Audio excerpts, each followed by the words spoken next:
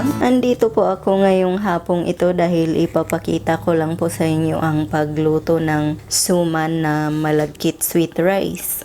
Ito na po ang ating mga ingredients. Malagkit sweet rice na puti. Tapos malagkit sweet rice na purple. Asukal. Tapos coconut milk. Luya.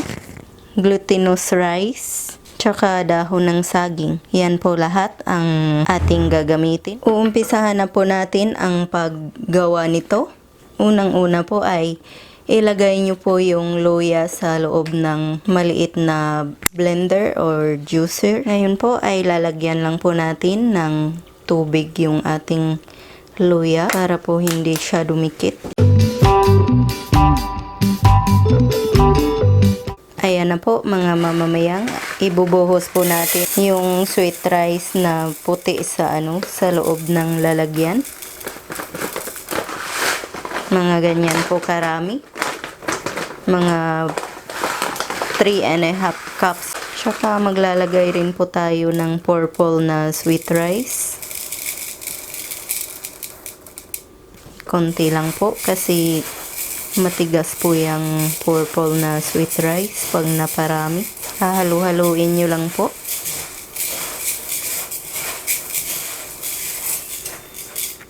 Ngayon naman po ay huhugasan po muna natin yung ating sweet rice.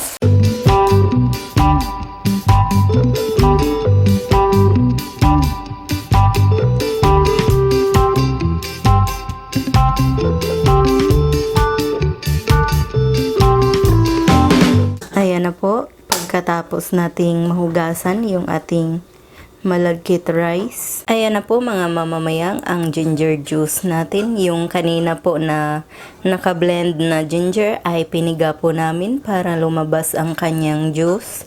Kasi yan po ang gagamitin namin sa aming paggawa ng suman. Ayan po mga mamamayang, yung glutinous rice. Sinusukat po namin mga 1 1/3 cup. Ayan po mga mamamayang, ibinuhos po namin sa malagkit yung glutinous rice para paghahalu-haluin po.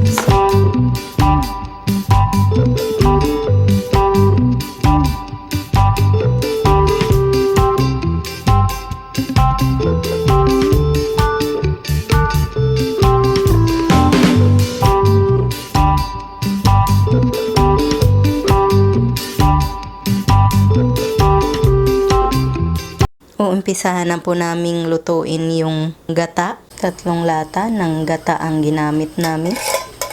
Hintayin lang po muna nating kumulo ito.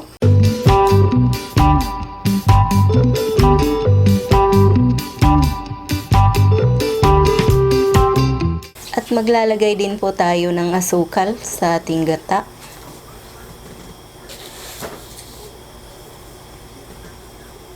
Ngayon po ay hahaluin lang po natin yung gata na kumukulo na.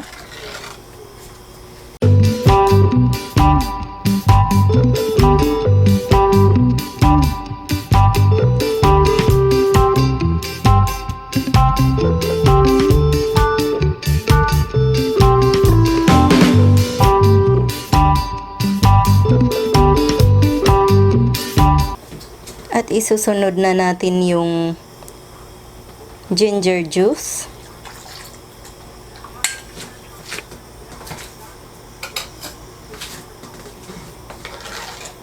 Ayan na, naaamoy ko na, mabango na. Yung luya kasi ang nagdadala ng bango dyan sa gata. Hihintayin po muna natin na kumulo ito. Ayan na po mga mamamayang, ngayong kumukulo na yung gata ay ilalagay na po natin yung sweet rice na puti at saka purple na may kasamang glutinous rice.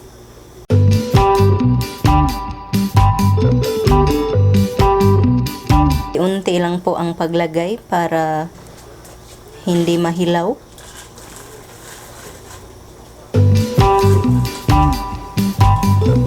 para hindi po mamuo yung glutinous na nilagay namin kanina. Kaya paunti-unti lang po ang paglagay nyo.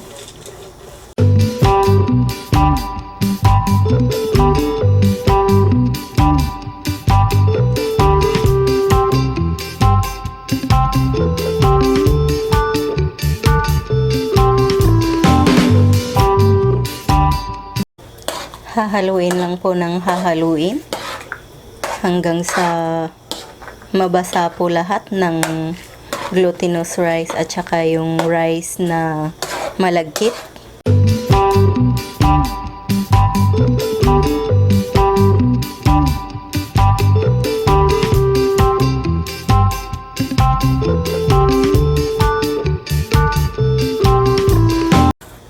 Hahaluin lang po ng hahaluin hanggang sa matuyo po yung malagkit rice nyo.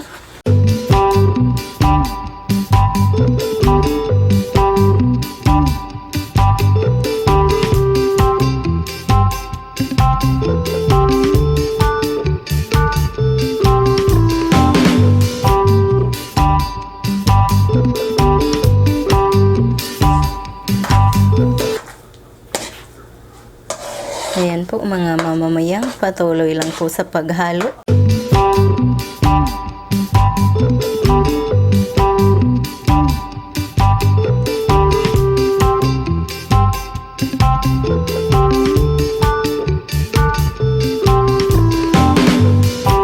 Ngayon po mga mamamayang ay tatakpan po muna natin para tumuyo siya at para maluto ng konti. Ngayon po mga mamamayang na medyo natuyo na yung ating malagkit ay patayin nyo na po yung stove at hayaan nyo pong lumamig ng konti para mas lalo pa pong tumuyo.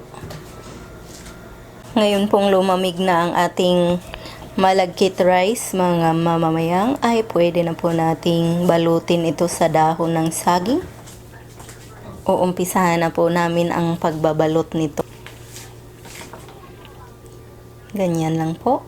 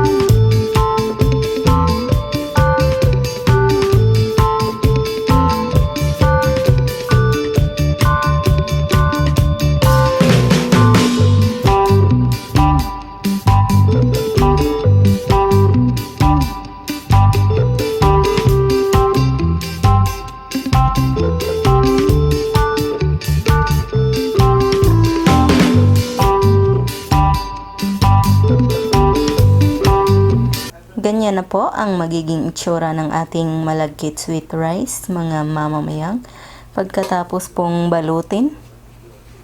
Ngayon po ay pwede na po itong ilagay sa stove para lutuin. Kasi meron na po siyang tubig doon sa ilalim. Ngayon po ay ready na po siyang i-steam.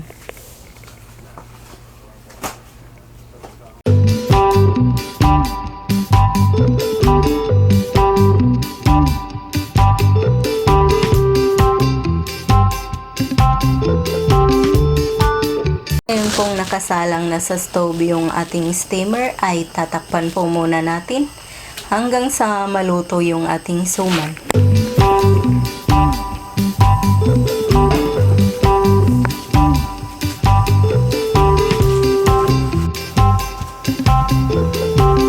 Ayan na po mga mamamayang, kumukulo na yung ating steamer.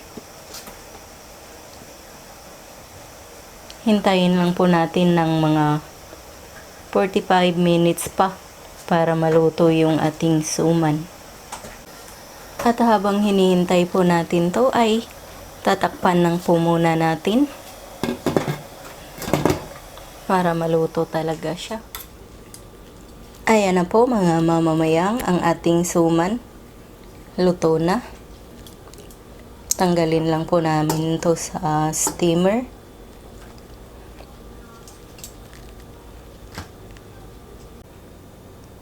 Ayan na po mga mamamayang ang finished product ng aming suman. Ayan na po. Binubuksan na po namin to. At titikman.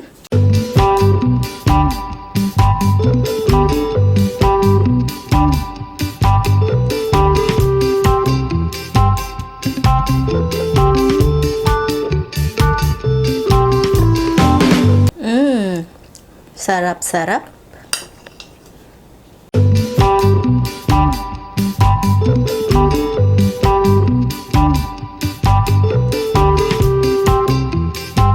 Yan na po mga mamamayang ang ating suman na malagkit. Sana po ay nakuha nyo ang reseping ito. Sana mag-like po kayo at mag-subscribe. At sana bumisita rin po kayo sa Panlasang Mamamayang page doon sa Facebook. Maraming salamat po sa panonood nyo. Ito po ang inyong Ate Mayang na nagsasabing mabuhay!